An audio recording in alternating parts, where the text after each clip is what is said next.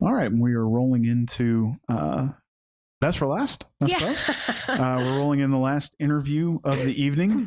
So let's roll right into it. Why don't you go ahead, introduce yourself, let people know what you're running for, a little bit about you and why you're running. My name is Jodi Rollins. I am running for BESE District 6. BESE is the State Board of Elementary and Secondary Education. I'm originally from East Baton Rouge Parish. I think I'm like 8th generation Louisiana. Whatever, we came here from Germany. My family, we've all been from Louisiana. My mom and dad are both from Louisiana. My mom's one of 8. None of her family, her siblings have ever left Louisiana. I have a sister and she doesn't live here anymore. And that's been very difficult for me. And a lot of the other candidates that were up here tonight talked about people moving from Louisiana. I was so upset when she left until I went to visit her and saw my niece in the schools. Both of my nieces, and where she moved in Washington, the public schools were just, they were amazing. Everything was clean. The education system seemed so much better. And I got a good look at that then. I grew up in private schools in East Baton Rouge. I had a daughter, put her in private schools in East Baton Rouge. And when my son was born, I found out at around 2, he had special needs. Private schools in East Baton Rouge Parish wouldn't take him. So what was I going to do? Looked at the public schools there and was very concerned about what I saw. So asked the doctor, where should I move? And they said Livingston or Ascension. Because I have a small business also, and it's located in East Baton Rouge, I chose Ascension because it was closer. Moved, it's better, but had some issues.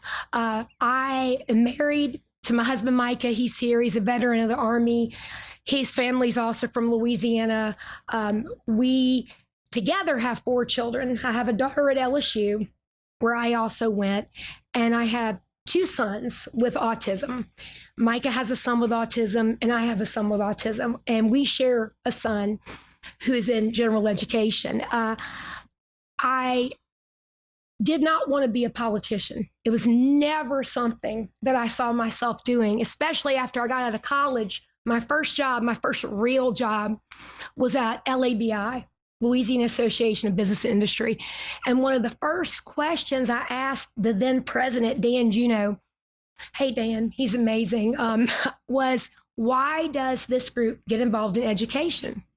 Because I didn't have enough, I didn't understand, the first public school I ever went to, was LSU. Never been in a public school arena. And he said, because Jodi, education doesn't just drive, the success of the child, the individual, it drives the success of the state. And he gave me a very good mini educational why it was so important. And it is important. And as I, ended up working for my family business, for my father, Al, he's brilliant. I love my dad.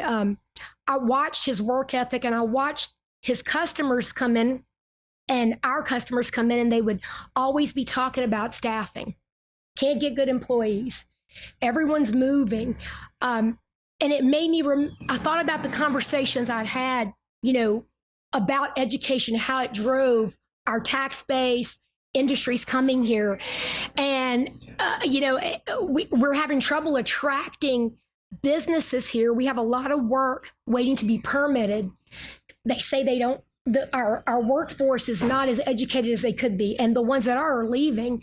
So I decided to run for, it was as I started to learn more about education, because my son did have some issues, I had a lot of questions. And I started at my local level, couldn't get a lot of answers, then went to the state level, and my mind was blown. I think I was under the impression that we were a super poor state, and that's why our education system maybe wasn't what it could be. But then I started looking, and we spend more than a lot of states in the South that are outperforming us. And I couldn't quite, figure out, and I kept asking questions, the LDOE and my local school board, and then of BESE members, and no one seemed to have any answers. And I feel like a lot of these people have said that people care about certain things at election time. I was watching the gubernatorial debates, and education was barely even on their radar. And I think we're in a crisis. We're in a crisis of staffing. We're in a crisis of, COVID was a big eye opener for all of us. It should have been. Louisiana, $4 billion extra dollars came into Louisiana, and we are having fights about air conditioner on buses and bus drivers. Where'd the money go? The funding, the MFP, I heard you talk about it with the first candidate. Another brilliant friend of mine, Dr. Mayfield, said some people used to call it the mythical financial phenomenon, because it's so convoluted and so difficult for average people to understand.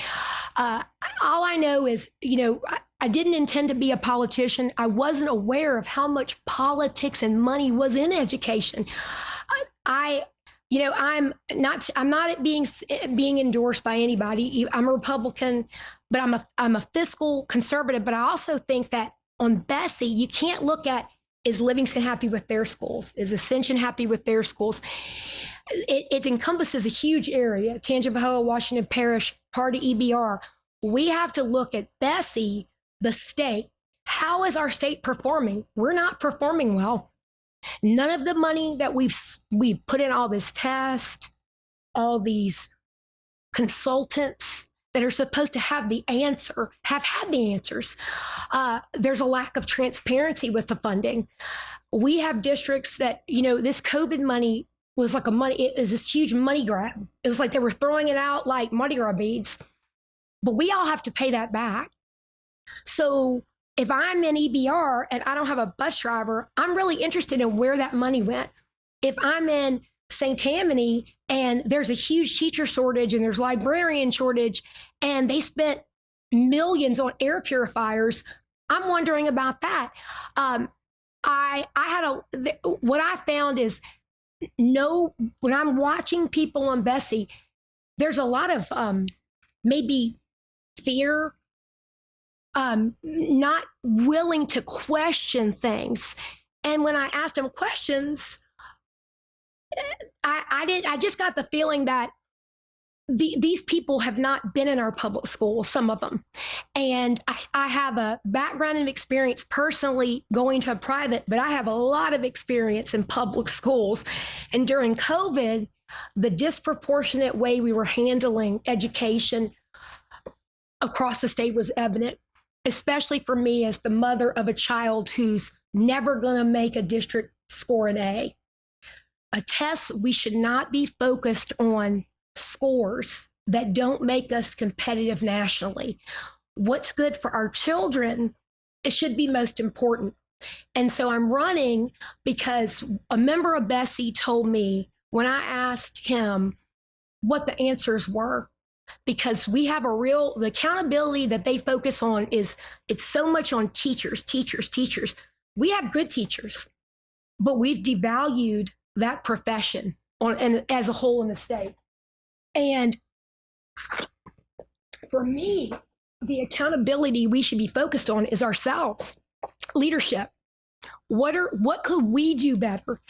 The people of Louisiana don't want it this way. And when I look at some of our leadership, they seem a little far removed from me and you guys at home. I'm not going to sit here and say that there aren't some great public schools. There are, but we could do better. The only way we're going to know what we need to do, I think, to improve nationally is if we know where we are. And I have to tell you that I don't think we know. We have great legislators and they pass some really good laws, but we have no mechanism of enforcement. And I don't know how many people understand that. People talk about transparency. I challenge anyone who's ever had to go up against a school district with a problem to tell me a time in their life when they felt more powerless. We have very little power when it comes to what goes on within our public schools. Everything is on computers now. I mean, when I was young, we had book reports, we had textbooks. Parents don't know what their kids are being taught. They don't know if they're being taught. Just because you have an A district, our accountability system is weak. It is over complex. Does it matter? Yeah. Is it important? We have to have one. But should we be chasing test scores for a test that's a product of Louisiana? I'm not sure. And I won't pretend to sit up here and tell you or anybody listening that I have all the answers, but I have a lot of questions, mostly about what leadership can do better to see what's really going on. If we have hundreds of employees on a state level, why don't we know what's going on in all of our public schools?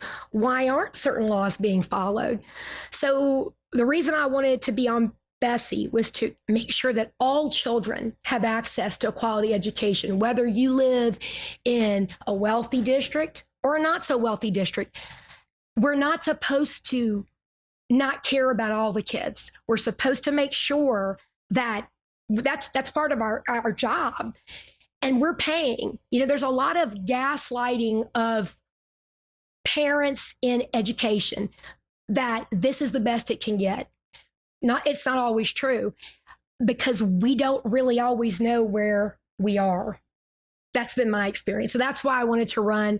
I didn't see anybody up there that I thought understood what it's like to actually have your kids in our schools. I just, college is great. College is not for everyone. Not every child is going to have a 4.5. It's not going to happen. So what resources are we giving to the children who maybe college isn't for them? I know we need welders. We need pipe fitters. We need electricians. We need plumbers. We can't just focus on, let's get that ACTs or let's get that LEAP test. And I don't even know what people know about those tests. Do they realize that you can move the target scores so it can change? So because we are still a low performing state, it doesn't appear that the money we're throwing at this has fixed anything. Okay, let's get into the question portion. First and foremost, let's start with a very high level one. What are your feelings on Superintendent Brumley at the state level? Oh, goodness. Okay. Okay. Well, I have nothing to lose because I'm the underdog. It's like Goliath, and then here's me. How do I say that? Okay. Everyone that's watching me knows me's laughing. I'm sure he's a great guy. Should he be, is he going to be the person to pull us out of this slump? I don't think so. I'm very honest. He knows me well. I spent a lot of time with Cade. I'm sure that he tries in his own way, but I have a lot of issues with Dr. Brumley. Yeah, I do. Would you like to discuss those? If not, maybe a different type of question would be, what would your ideal candidate be for? Someone who wants, I support parents' right to choose, but it's got to be better than what they have. So if you're going to put a lot of emphasis on a different area, you have to compare apples to apples, meaning that if you're going to send hundreds of employees into private daycares under early childhood to monitor them, and they have to be on a certain curriculum, our public schools should have that high quality curriculum also. I think I'm all for parents' right to choose what they believe is great for their child, but it has to all be quality. I do not think that I think public schools have to be considered as well as all the other choices. It can't just be, let's focus on this and not pay attention to the public schools. Leading that into the accountability that you discussed. You said you've asked a lot of questions about it. What are some of the, outside of the fact that you do not believe that it's stringent enough, what are some specifics of that and how would you change it? I'm not saying I don't think it's necessarily stringent enough. I don't know that everything we do is mostly self-reported. Okay. So that's everything we do. Accountability, we waiver. Everyone in Hill Pier said something about waivers. Louisiana must be the waiver capital of the United States. We make all these rules for who can do what job, and then we waiver it. We waiver it for superintendents. And then when their districts have struggle, we wonder why. Education's being devalued here, the role of the teachers being devalued. I started meeting with all these groups, and they kept asking me, do you think you need to be certified to be a teacher? Do you think you need to be this? I'm like, well, teaching is, when I have teachers in my family. It was an art. You wanted that one teacher who was really creative. And now it's like we give them this one curriculum, and this is what you have to teach them. And if the children need differentiated support, we're not going to do that. We're going to go through it. So far, where are the results? Where are the results? I mean, I have more questions than I have answers, frankly. And the only way I'm going to get the answers is if I have a seat at the table, because I haven't been able to get them any other way. So when you're talking about accountability in a sliding scale, one of the things you brought up in your introduction was you talked about teachers and how accountability and new tests and new certifications and things keep getting piled on them. Recently, over the last 2 years, Representative Buddy Mincy has tried to remove some of that. But you said that you would like to see more accountability on administration. Absolutely. Can you elaborate on that? And of course, there are several levels of administration. State, you already brought up local superintendents. You can take one and run with it. From what I've seen, it's almost impossible to hold them accountable. It's been my experience, because you have to get everyone on the board to agree. And that's very difficult. I mean, you know what happened in EBR. Everybody knows, and it's not just EBR. I mean, there's a lot of unhappy people. And what's interesting when you talk about teachers is the teachers that I know, it's not the money that bothers them as much. It's the lack of support. It's feeling like, we prioritized everything over them during the pandemic, and all the extra money, they were still not a priority. Part of the thing that I've done that brought me here is I started helping parents who wanted to help their children in public schools. The differences from district to district are unbelievable, and we are all supposed to be following the same laws. When I talk about accountability, I mean, if you have a district that, and not all of them are like Livingston, Ascension. I think Ascension Parish we have good schools. So does Livingston. But you can't just focus on that teacher, and their bonus structures can be tied to that test. And they don't get to think outside of that, what we're doing there, what that test, what's on that test. I'm not a fan of Common Core. There's also a lot of talk from the LDOE about how we get endorsements. Our standards are rigorous, but look at us nationally.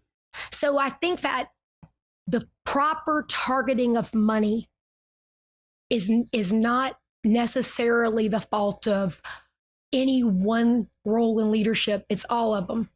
All of them need to be held accountable that these things that they come up with, these ideas are not working. Instead of focusing on, we need to tie this and incentivize the score, it's not working. So I don't have all the answers, but I'd certainly like to know where all the money is, because we've definitely got money. I just don't know what they're doing with it. And part of that would be a seat at the table. Well, yeah. I mean, it's just a regular person who has they tell me all the time, well, Jodi, you're a business owner, you should understand. I'm like, yeah, I do. I'm a business owner. And when you make a budget, you stay within that budget, because at the end of the day, if you go outside of that budget, it's your money. You take a cut and pay. That's not what I see. The teachers, again, the bus drivers, when there's no extra money, it affects their pay. It doesn't affect leadership's pay. So, when they talk to me, and when I argue about these things, like, well, why didn't we make sure that the buses had AC when we had all this extra money? And a lot of the money is not spent yet. It's still out there. Why didn't they prioritize that? That's a leadership problem. You brought up Common Core, which is, curriculum restrictions. Mm-hmm. But there's also a big part of that helps with federal flow through money. Mm-hmm. If you were elected, what would be your effort to try to separate the two? Because many have suggested, and I believe you alluded to it, that Common Core is not serving what kids need to learn in Louisiana. I don't think Common Core is the biggest problem of Louisiana's educational system. It's so heavily focused on politics, and the emphasis is not like literacy. We had a law passed. They were supposed to screen all kids. They didn't do it. Not all kids got a screener. No one did anything about it. Why not? When you ask them, they have no answers. So is Common Core an issue? Yeah.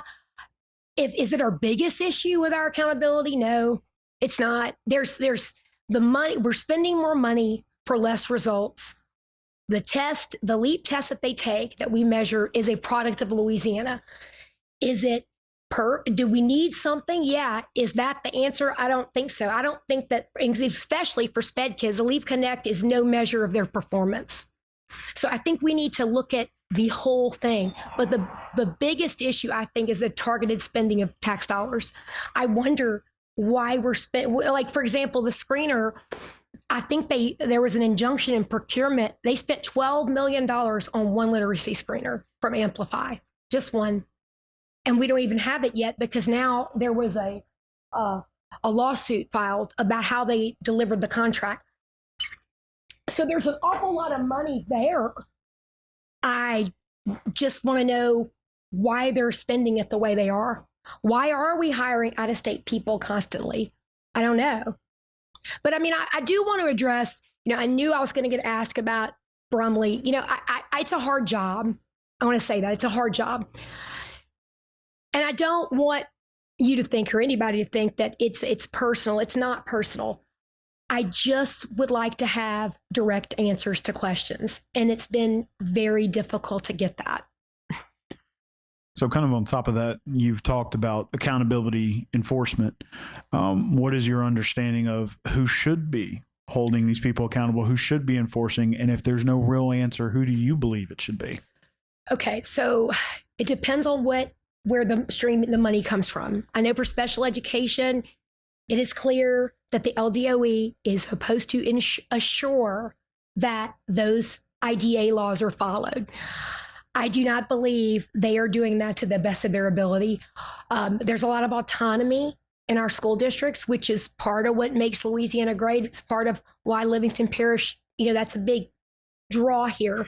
Autonomy only works if you do what you're supposed to do.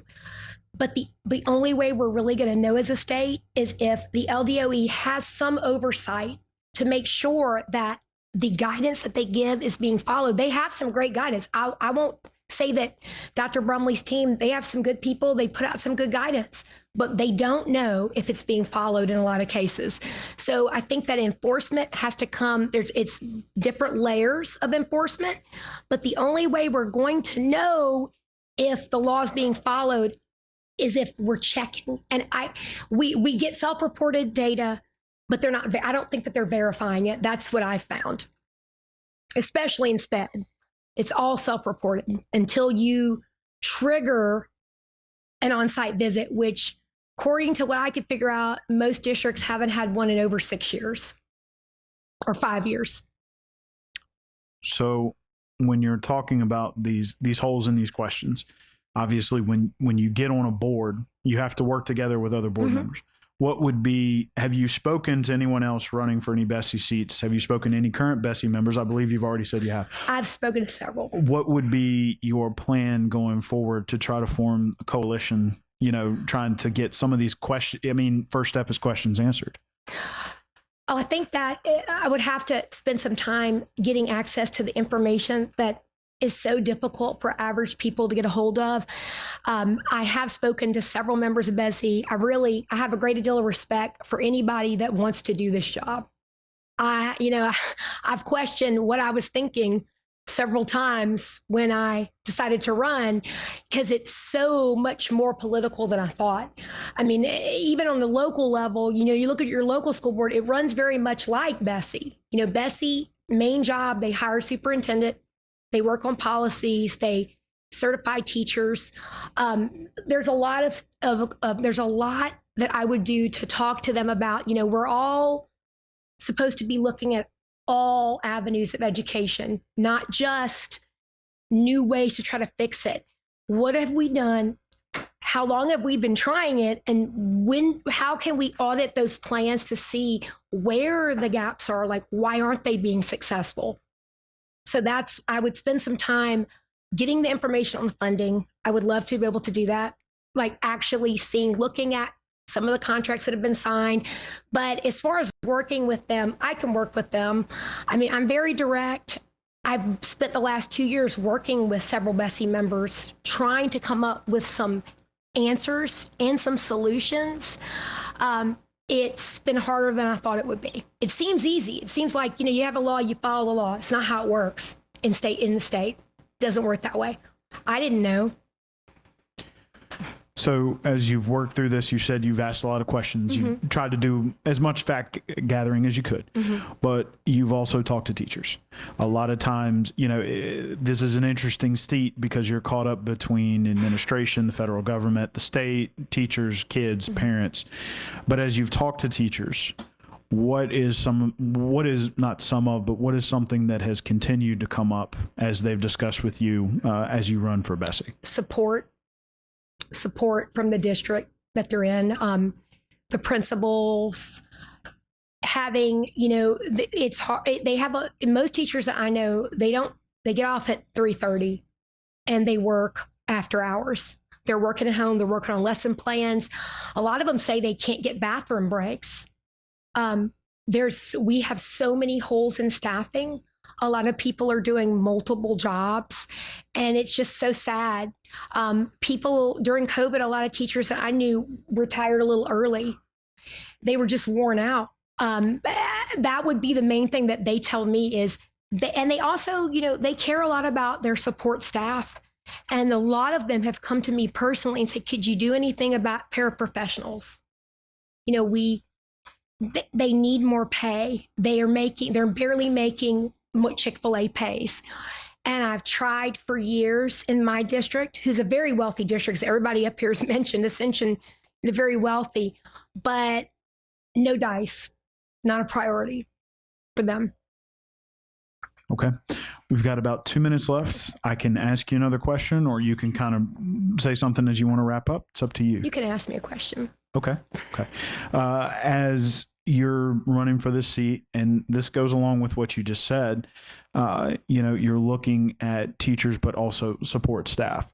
What would be a push, especially as a member of a board trying to get, these folks on board? We've talked about things like grants and that sort of thing. What would be the push to try to help maybe get districts to focus on more of paraprofessional support staff type individuals? Well, I think that if we looked at the numbers and the classroom sizes, I think that needs to be addressed maybe on a state level, like how many kids should be in a class and how much support do they need. I think that would give us a little more we'd be able to give them a little more guidance. But again, you can give them all the guidance in the world. If no one is making sure they're following through, it really doesn't matter. So on a BESE level, you can create a policy, but who's going to enforce it? So I don't know if you can direct the local districts to do that, but maybe within the legislature, the legislators seem to care a lot about education. I think that would be also something I focused on, would be to work more BESE with the legislature to, if there's a problem in a law where it's not being followed, to go to them and say, okay, we need them to make sure they do this because it's good for Louisiana, but we don't right now have the authority. So what can we do to make sure that the LDOE can go in and just give them a little more hands-on guidance if they need support? Okay, well, thank you, ma'am. If you want to reintroduce yourself and then let people know how they can get in touch with you or find you. I'm Jodi Rollins, running for BESE District 6. My website is votejodi.com, and my email address is votejodi2023@gmail.com. Thank you, ma'am. Thanks. We appreciate you taking the time. John, if you want to give a little goodbye.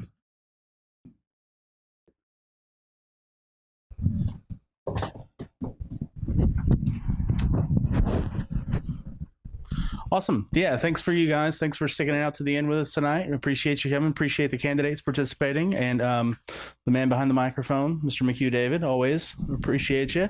Our next event, Wednesday. What's the date? It just went out of my head. Yeah, the 20th. The 20th. Yeah, Wednesday the 20th, 5 to 7. We've got Senate District 6 and 13 coming yes, up. Yeah, yes. and Parish Council 2 and 3, and another person running for BESE seat 6. So should be a good time. Thanks again. And thank you to all